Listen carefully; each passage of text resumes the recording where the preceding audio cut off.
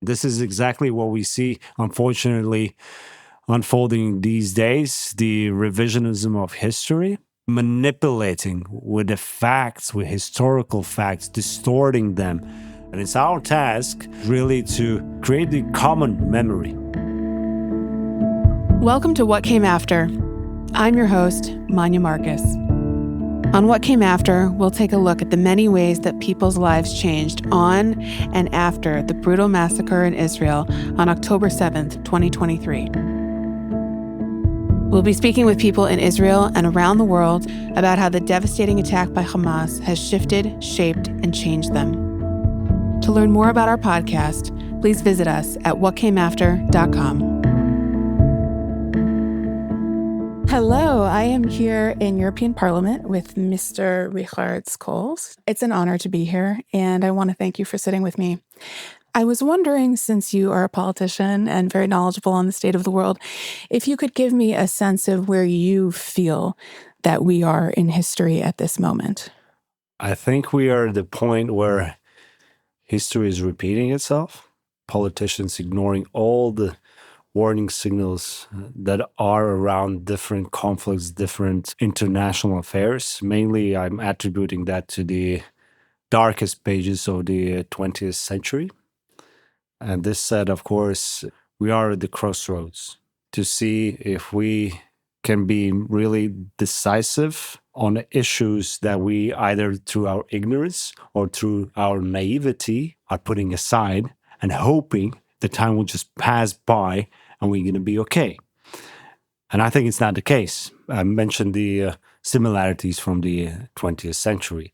So it's the prior Second World War. In Europe, what we are seeing is the aggressor country attacking independent country, occupying its sovereign territories. And in the meantime, international community is hesitating to assist the country that is under the attack. There are countries that are still dealing with the oppressor.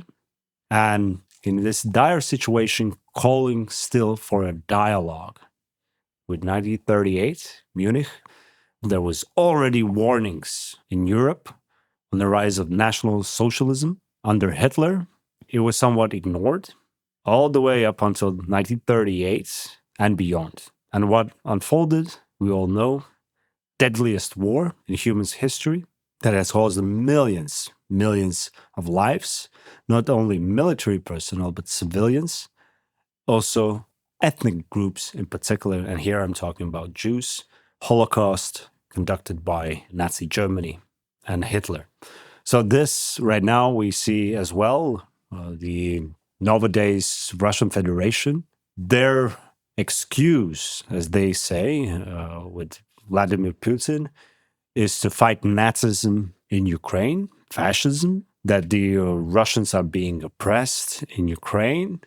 That is the excuse to go in full-out attack on a sovereign country, ignoring all the international laws. It soon will be 3 years. That's a half of the whole Second World War. Right. That long, the war is ongoing in a sovereign country, in the heart of Europe. Countries that has vouched never again are allowing this to happen and continue. Well, you will say it's a complex situation. So it's not only Russia in Ukraine. We see these actions by Russia in Ukraine have somewhat bolstered other regimes in the world to be more aggressive. Iran, which is, regional hegemon through its proxies, are waging war in Middle East. China openly stated their intentions to bring back Taiwan. This is where I see the repetition of history that unfortunately we lack very open leadership. Slightly before, during the Second World War, we saw great leadership in democratic part of the world. But now in Europe, I think there is a vacuum of very clear leadership. France is not up to task with Macron. Macron has 2 years left as a president. Who knows what legacy he will leave? Germany is about to face new elections. Over there, the leadership, my personal opinion, has caused the way that from the strongest economy of Europe, Germany right now is facing really, really tough economic times. There are countries who are stepping up, realizing what might follow if we fail Ukraine. There is a realization in the Baltic countries that we might be next on a list for Russia to test not only NATO's resolve, but really to push forward their imperialistic ambition. This is the state of play that we are having on international affairs. I haven't touched upon Africa, Latin America, similar tendencies we can see unfolding in those continents as well. It seems that the conflict that you're most focused on is the Russian-Ukrainian conflict, and that impacts the part of the world that you represent, Latvia. I don't think that I said in our intro that you represent Latvia in the European Parliament. As we were talking about Russia, I was reminded of a speech I heard by Yossi Klein Halevi, who's a major thinker in Israel right now. And he said that the Jews have been the target of Nazism and then Russian communism, and now, Iranian, the attempt for hegemony and radical Islam. I want to just pivot for a second and ask you about October 7th. When did you become aware that the massacre had occurred? And what were your original thoughts and feelings as you became cognizant of how significant the attack was? Of course, the whole world was stunned, waking up on 7th of October and receiving the news, what has unfolded in Israel. That is as well the attack early morning. It was hard to believe that it's really happening. There were certain things that you could instantly see that wasn't some kind of response to Israel's oppression of people in Gaza and etc. You saw these pride videos of the terrorists sharing on social media. And it wasn't only operatives of Hamas. It was people who reside in Gaza just using the momentum to go and spread chaos. It wasn't something that was created in a vacuum, because there were warning signs already up front. We saw Hamas leadership traveling to Moscow, Tehran. So there was some kind of, coordination going on at that point. But of course, nobody saw that in such a lines. Just right after the 7th of October, I was in Latvia. I was the chair of the Foreign Affairs Committee of the Parliament of Latvia. This was in 2023? Yes. And together with my two colleagues from Lithuania and Estonia, also the chairs of the Foreign Affairs, we had prior to that already pre-planned visit to Israel. 7th of October happened. We saw, expatriation flights, one after another, European citizen, U.S. citizen being taken out, warnings to immediately leave. It really deeply resonated in a way that, no, it shouldn't be that way, that Israel is being abandoned in its darkest hour since the Holocaust, actually. What we witnessed of the massacres, slaughtering more than 1,200 in their beds, in their houses.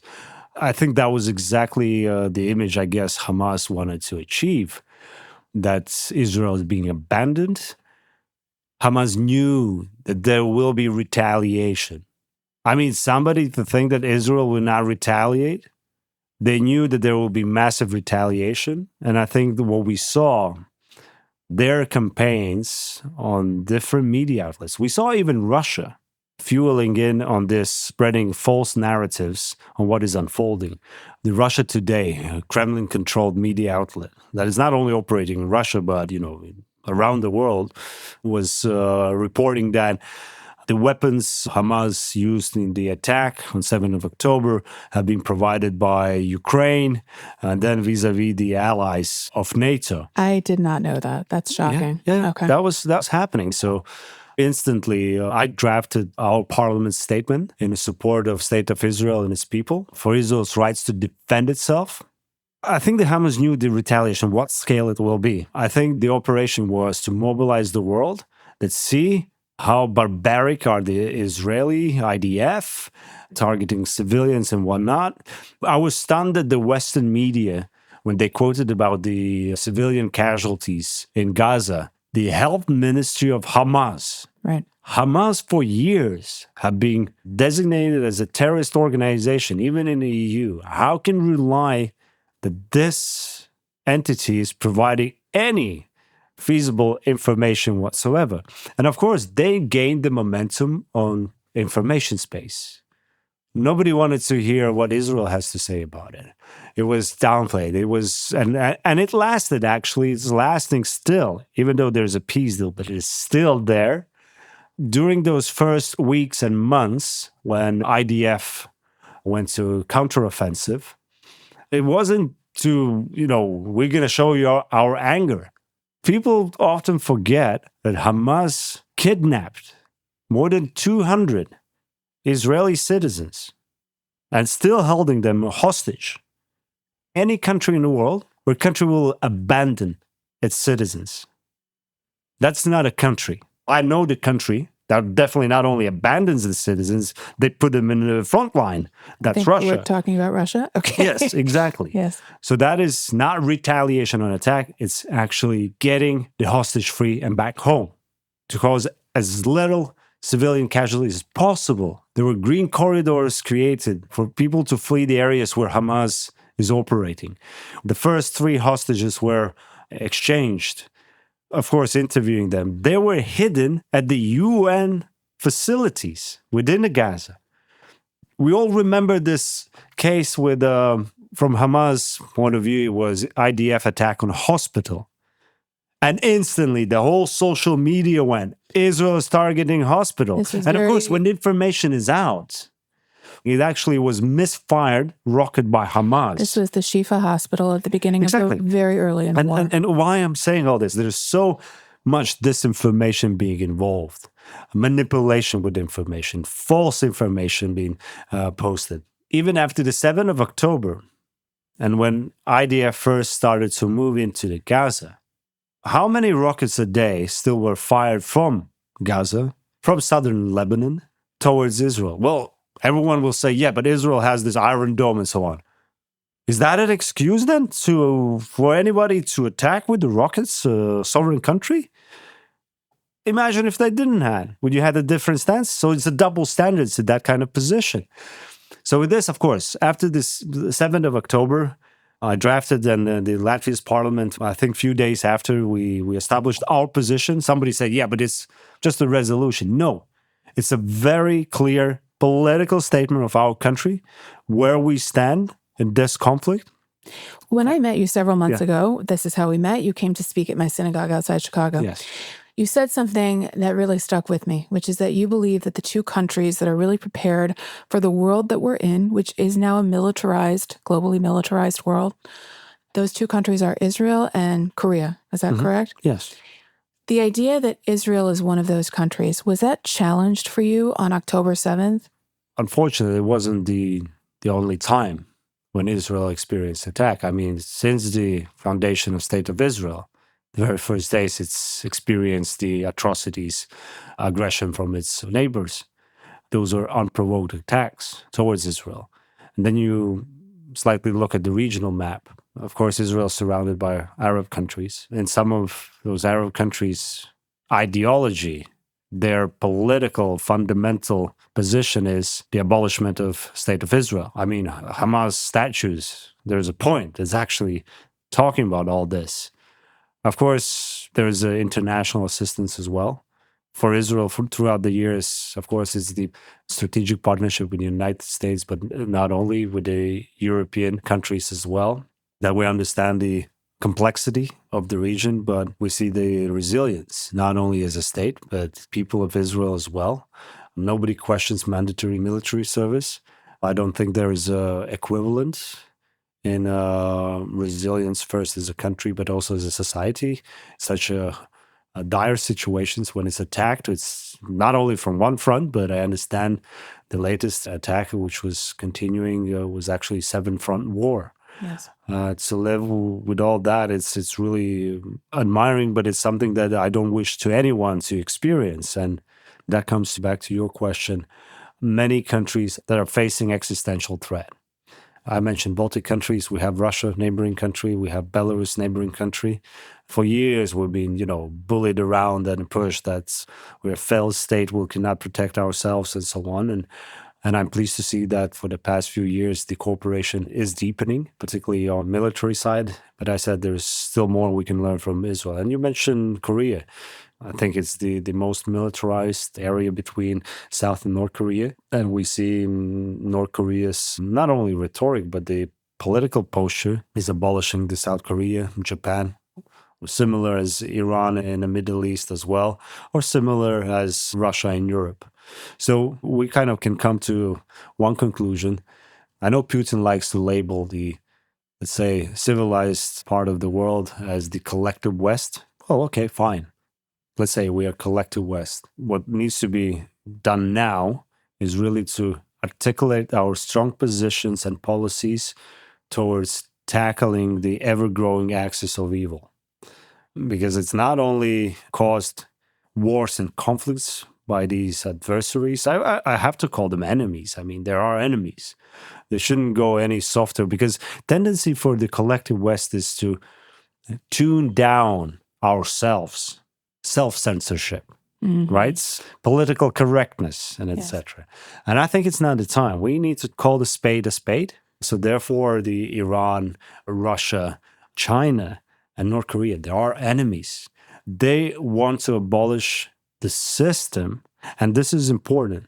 When the Western politicians are talking about rules-based international order, and somebody says, yeah, see, so they just care what the order they have established. No, it's actually after the Second World War, all the countries in the world at that time agreed to avoid what we just experienced. We have to work together, established international law, be it war laws as well, but also the territorial sovereignty, integrity of independent countries, what principles should be condemning the acts of aggressions. And that was done collectively. The international community has agreed on this rules-based international order. It's not something somebody says, Soros or Trump, it's us, the international community. But right now, even those who I'm labeling now as axis of evil, they were the parts establishing this rules-based international order. They voted for one convention or another convention they joined. So right now, of course... You mean that they joined in international bodies? Yeah. Well, not only bodies, but within the bodies, joining different agreements, binding agreements. It seems that countries, when they are overtaken by bloodthirsty autocrats, tyrants, suddenly these rules are inconvenient to them to, well, reach their imperialistic ambitions. Again, Xi is imperialistic. Putin is imperialistic. The regime in Iran, highly imperialistic. They hold title of the country, the Islamic Republic, and their military, revolutionary guards. So it's the revolution of Islam till God knows to what point. So this is a challenge being posed to international community. And I really call for the people not to abolish or dive into these conspiracy theories, because we have thrived. By thrived, I mean international community, at least majority. I cannot even say that Latvia has thrived on what has been established after Second World War, because we were occupied for 50 years. By Russia. By Soviet Union. By Russia, which is, the continuation of the Soviet Union as such. But for the small countries, and if we look at the size, Israel and Latvia, we're almost the same in the size. And population-wise, I wish Latvia was larger. You have some catching up to do. But that's our internal issues that we have to address. But for small countries, in particular size of, let's say, Israel and Latvia, that size countries are actually the majority in the world. Rules-based international order is existential question. So can I pause here for a second? Yes. I was very surprised when I heard you speak. I was surprised that you said that you in Europe are experiencing an existential threat. Yes. I know that Israel is. I know that South Korea is. I know that Taiwan is, right? I was very surprised to hear you say that. I have a big question, and you can peel it apart as you'd like. Let's do that. I think that you mentioned that a projectile, I don't remember what kind, but a Russian projectile had landed on Latvian soil. Yes. And that, your interpretation was that Putin was seeing how far he could push, which is the mission of an autocrat and a dictator. And it made sense, but it was not in my media feed. I had no idea that this had happened. Similarly, while I was preoccupied and the news cycle was preoccupied 3 years ago when Russia invaded Ukraine, it's really vanished, not completely, but it has been toned down so much. I am not as aware as a consumer of American media of the war. Meanwhile, the obsession, the global fascination with what is happening in Israel feels to me so disproportionate that to me, again, this is just to me, the only explanation really is anti-Semitism. To hold that focus when so much else is happening in the world. I would like to hear you speak a little bit more about the existential threat that your country is facing and tell us more about what happened there. And I think I also want to ask you a bigger question. Before October 7th, did you think that our world was no longer contending with anti-Semitism? It's a broad question. I will start again with my understanding of what is unfolding in front of our eyes. So what's happening in Ukraine, what's happening in Middle East, those are not isolated conflicts. This is where I want to stress. So it's very much interconnected, co-orchestrated, assisted on those who have already we've spoken for the past, let's say, 15 minutes. Iran, Russia, China, North Korea, but those numbers are maybe increasing in the coming months and years, others joining in as well. And those are not isolated. You mentioned the Shahed drone. So yeah, it's where is Iran and where is Latvia? Latvia is a NATO member state. And Shahed drone really fell on our soil. Our own, of course, internal doing wide, it still managed to get almost 100 kilometers inland and only then being taken down or fell. I would say that there is a lot of put in emotion that either we refuse to see. We see the agreements being signed to the left, to the right. So the cooperation between these regimes is not ad hoc, kind of, okay, it's convenient for me, I'm going to cooperate with you. No, those are strategic cooperations. We see that with Russia as well. And with anti-Semitism, this is where you were also raising that it's right now. The biggest anti-Semite, in my understanding, the one that spreads anti-Semitism is Russia. Absolutely. Absolutely. You see how Russia is treating Ukraine, calling, Nazi regime, even though the country is run by a Jew. Different, not only rhetorics, but rhetorics do matter because that is something that, those who admire Putin thinks, okay, this is the world, this is the size. And definitely you're going to mention during our conversation the recent pogrom that Amsterdam saw. And that is really a stain into Europe's not only reputation, image, but overall. I mean, I cannot even talk about reputation. But again, where was the very first pogrom since the 20th century took place? Russia. Machkachkala Airport. Again, not widely reported, but there were gangs storming airport, looking for the airplane that just has arrived from Israel, looking for Jews. And law enforcement wasn't there. They arrived just a couple hours later. I don't know whose orders, if intentional or not. But that gave, I think, the sentiment spreading anti-Semitism. And here I would like to say that, for my understanding, whoever chants pro-Palestine slogans is not about Palestine. It's just covertly spreading anti-Semitism. That person is anti-Semite, in my understanding. And I would go actually beyond. It's not only right now issue with anti-Semitism, the rise of anti-Semitism, but also, I would put it, Israelophobia. One thing is, okay, we European countries who have legislation countering the anti-Semitism, fighting anti-Semitism, different programs. But right now, it's not a problem about the Jews, but it's about the problem of the state of Israel. The Jews are residing. I think this is another dimension right now being brought. If you look, the UN votes That should be an indicator that something is really, really wrong. How many resolutions UN Security Council or General Assembly has adopted towards specific countries? By far, the biggest number of resolutions is towards Israel. More than 300 resolutions on different topics and so on. But the next country resolution adopted towards it was with less than 50 resolutions.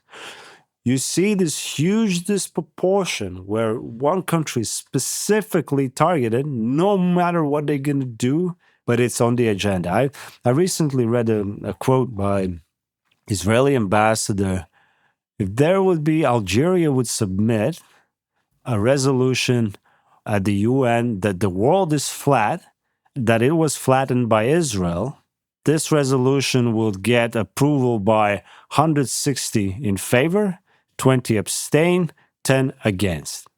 It just illustrates to what nonsense we have come, the biased approach, where there is anti-Semitism, but also Israelophobia as well, being involved on totally different level. And I think I'm submitting that hyper-focus allows the world to ignore what's happening with Russia, what's happening with Iran and China. Another link that we haven't explored is the Russian interference or propping up the Assad regime. Yes. Which has since fallen, and we saw crematoria, a level of cruelty in an organized way that really is reflective of the Holocaust. I don't know if you want to take a moment to talk about that, but I don't know that people understand those links either. Well, again, of course, there's civilian casualties. And unfortunately, I haven't seen the war in the world where there weren't any civilian casualty at all. And as much any party wants to avoid, it happens. But Syria, you mentioned, this is again the hypocrisy that's being put. So right now, those who are running down the street and chanting the slogans from the river to the sea, Palestine should be free, condemning Israel killing in their 10,000s children and women, based on what information? Again, any casualty is a tragedy, civilian casualty. Assad regime has killed almost 150 or 200,000 its own compatriots, citizens, with a gas as well, Homs. Everyone has forgotten all these atrocities. When did Assad started to do these kind of atrocities? It was when it sided with Russia, when Russia was present in Syria, backing Assad's regime. It got more bold in its actions, even towards its own people. I didn't see Arab world condemning Assad regime, trying to assist in any way to take this bloodthirsty regime. Nothing happened. So this shows a lot of complexities in the region, I would say, again. But here, maybe just adding another kind of silver lining in a potential process that might evolve. Although the relations for State of Israel with the neighboring countries are complex, we see even after the 7th of October, there's cooperation with, I would say, rational Arab countries in the region. This unprecedented Iran's more than 300 rockets strike towards Israel. It wasn't widely reported, but it was Jordan involved, UAE involved, Saudi Arabia involved to taking down those rockets. I understand the reasons maybe for those countries not to go and brag around about it, but they're sending a clear message as well with the Assad regime. I think Assad was miscalculation. I mean, he was taken down in 3 days. That the rest of the Arab countries will come to his aid and then support his regime and so on. But people don't understand that the fact that Israel really took down Hezbollah created the vacuum by which Assad was able to be eliminated as well. Well, I guess even Iran miscalculated. Yes. That is first. I understand Iran right now is more or less without air defense. I'm pleased to see that Russia is out of Syria. I call it a terrorist organization. I really do hope that the Europe and US will designate them as well as a terrorist, the Wagner Group. that is very much subsidiary of the Russian armed forces, destabilizing one country after another, be it in Africa, be it in Latin America. They're in Venezuela in the 200s supporting Maduro regime. They're in Cuba. They're in numerous countries in Sahel, destabilizing the whole region. And it seems we can't do anything about it. And it's just crazy. When we say, NATO, the strongest military alliance, when individual Western countries, their military capabilities way precedes some kind of, subsidiary of the Russian armed forces. And that says a lot about us. Are we ready to cut the snake's head off? I heard even after the 7th of October, actually, I forgot to mention that just 4 days after, I did travel to Israel. And it was, as I mentioned, planes going out, and we were on the El Al, one of the rare flights flying in. The only people who were on the flights were the ones reserves. Going back, and we were three politicians from the Baltics coming in, and there were those who were saying, "Oh, they're kind of adrenaline junkies, or something's wrong with them." But no, what we understood, and that was our symbolism, that you're not alone. We're with you. Actually, at that point, I had a broken leg. Just went after the surgery. I was on the crutches. I couldn't put my left leg on the ground. So with that conditions, I did fly to the war zone, actually. Wow. So I visited several kibbutzes as well, firsthand, and witnessed the atrocities committed by Hamas. And that really left me deep in what I've been continuing to do here in European Parliament, but also in my previous capacity. I will fight for Israel's rights to defend itself. Hamas, Hezbollah, whatever terrorists, they need to be eradicated, abolished. If somebody is still thinking that, well, okay, now it's the swap of the hostages, and we see instantly what is happening in Gaza. Those guys are walking around in their uniforms with their bandages around their legs. But surprisingly, before the peace deal, what they were doing, they're fighting dressed as civilians. It's a war crime by definition. And somebody says that we might actually look at ways to engage. No, I don't think there's any way how Europe or any European member state should engage in any capacity with Hamas. First, deliver the hostages home. That's number one. And the rest, the fight is not over. Let me say that on October 6th, if somebody said to me in a Jewish context that I was going to be talking with a survivor, I would assume a Holocaust survivor. And now when somebody says that to me, I think of an October 7th survivor. This is, I think, a new era in Jewish history. Latvia does not have the greatest record with Jews during the war. Yes. And now I read that Eastern European countries are safer for Jews than Western European countries. This is a huge shift within my lifetime. Something that I want to ask you is whether you think that it is important for Jews in Western Europe. You live in Brussels now, not in Latvia. Brussels is considered not so safe for Jews right now, visible Jews. Yeah. Is it important that Western Europe continues to have a Jewish population? Absolutely. I mean, that is I would say, the beauty, diversity of the Europe as a whole. Jewishness, actually, what we see in Israel is from Europe. And if somebody claims that what we have to do, actually, on the contrary, is becoming more and more Islamization of Europe. We see, maybe not in European Union, but I see in UK, Sharia courts and whatnot. We see the chance of establishing again caliphate in Southern Europe. No. European Union was built on Christian values, and it has to stay on those values. We see that huge change right now in paradigms when it comes to migrants, be it in those who have arrived illegally, but also those who are residing already, who are, let's say, in the second generation. If you haven't been integrated in a society in full, we have an issue. I think it's the biggest challenge of those who have blindly followed everyone welcomes policy. They are waking up, be it Belgium as well, but we see Sweden.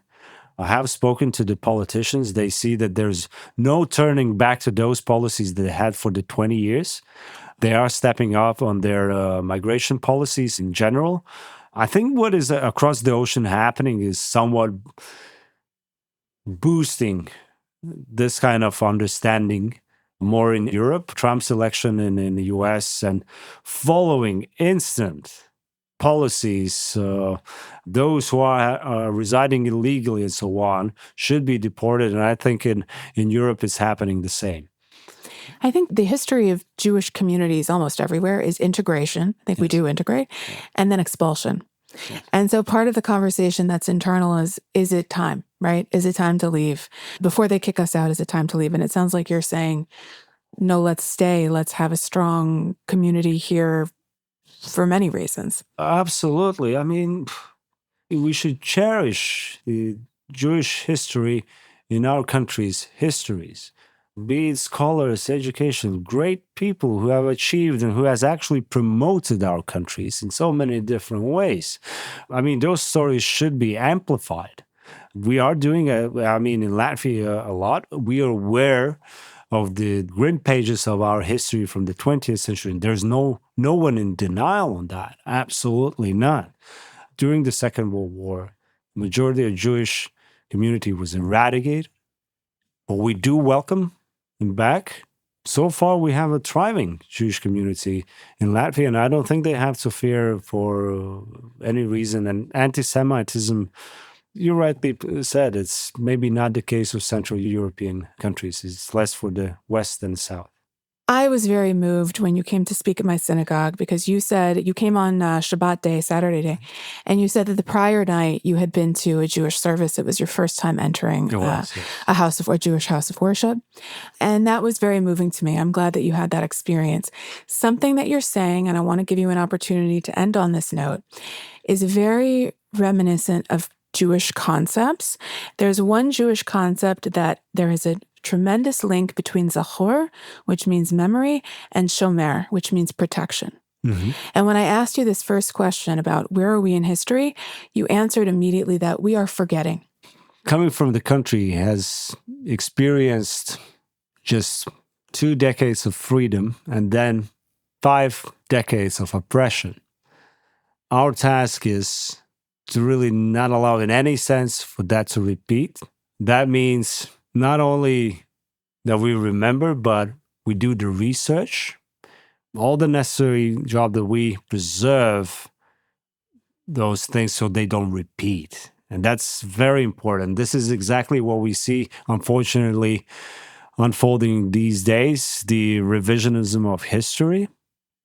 Actually, European Parliament, and that was initiated by the Eastern European countries, the resolution on fighting the Russia's attempts of revisionism of history, really manipulating with the facts, with historical facts, distorting them, dressing them in their own kind of sauce and etc. And it's our task is really to create the common memory, be it 20th century. And this is something where, like, for example, we are pushing that the crimes that the communist regime has committed, they need to be called accountable for. Because impunity, it seems, only inspires next generations of autocrats to repeat the crimes what their forefathers did. I want to stop there and say thank you so much for taking the time. It's amazing that I was able to meet you half a world away and that we could continue the conversation here. So, my pleasure. Thank you very much. Thank you. Thank you. Thanks so much for listening. If you enjoyed this episode, please rate, review, and subscribe to What Came After wherever you get your podcasts. You can also find us online at whatcameafter.com. The walls that tumbled, then the Rangers left and the barricades swept the streets at night. The people cried. One glance, last stand, and I'm raising my hands in a desperate defense, and darkness rises behind my eyes, and all we see is light. Oh, and all we see is light. Oh, and all we see is light. Yeah, and all we see is light. Yeah.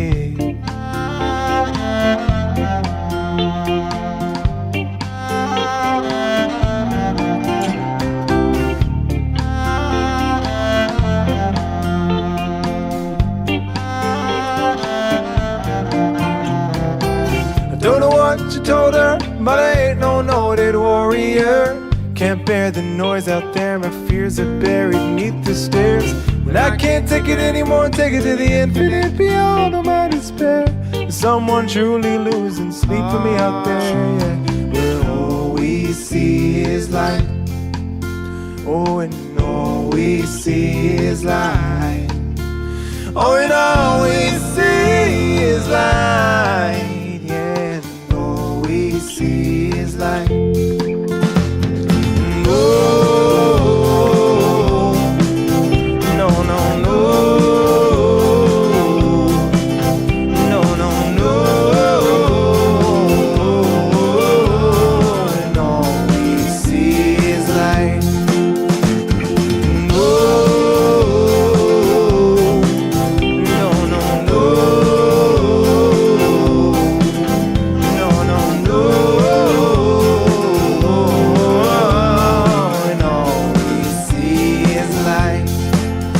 Drawing close to where we are.